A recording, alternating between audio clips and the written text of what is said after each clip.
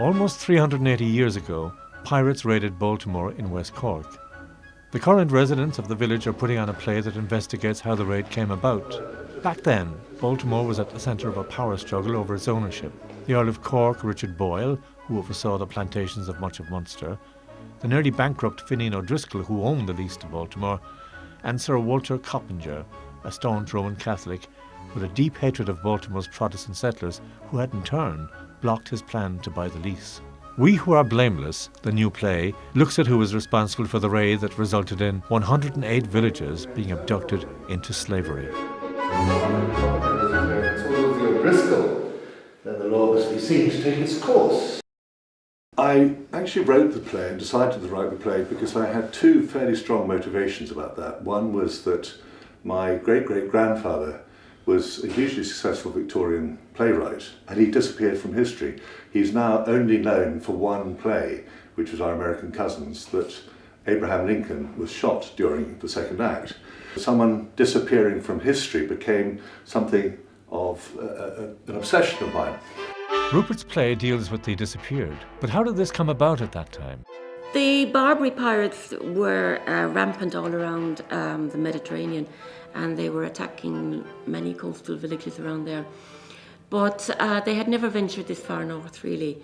But a couple of years before they came to Ireland, they did go to Iceland and make a raid there.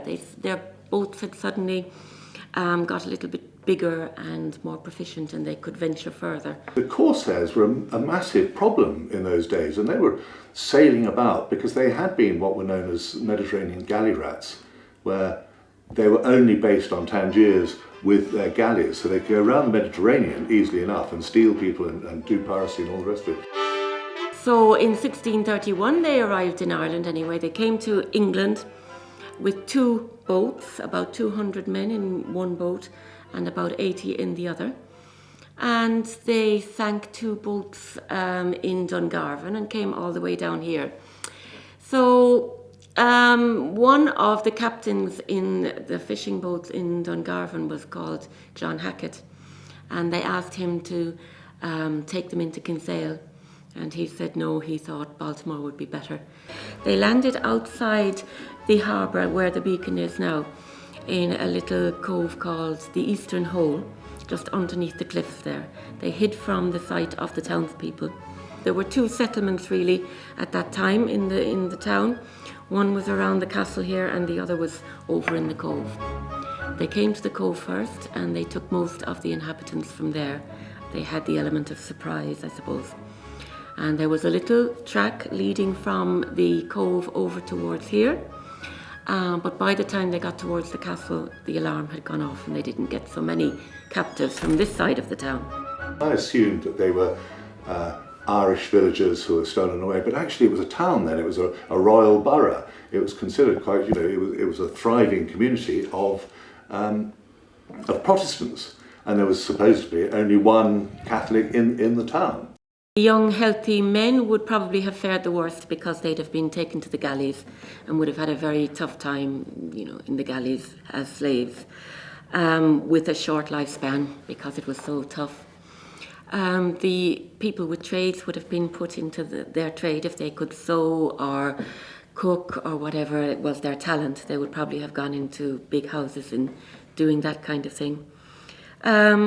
Children were particularly sought after because they would grow up as slaves in the house, but would have become part of the families, actually. So some of them mightn't have had such a bad time.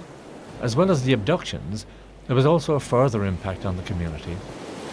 The remaining townspeople here were very panicked by the whole situation, and the whole town went into decline very rapidly because they wanted to leave the coastline in case it would happen again.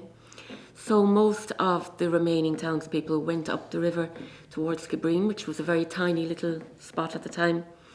And Skibbereen began to expand and Baltimore went into decline. We Who Are Blameless looks at the complex political landscape of the time, as well as bringing home to us the terrible fate facing those who were abducted. Rupert's hope is that this play will remind the current residents of this thriving West Cork community of the trauma which befell those that came before them. The disappearance of the villagers here the disappearance of Richard Boyle, the first Earl of Cork, from Irish history. They were taken, and history doesn't quite relate precisely why. Nobody quite knows, and so that's a nice whodunit, which gradually began to take over my play.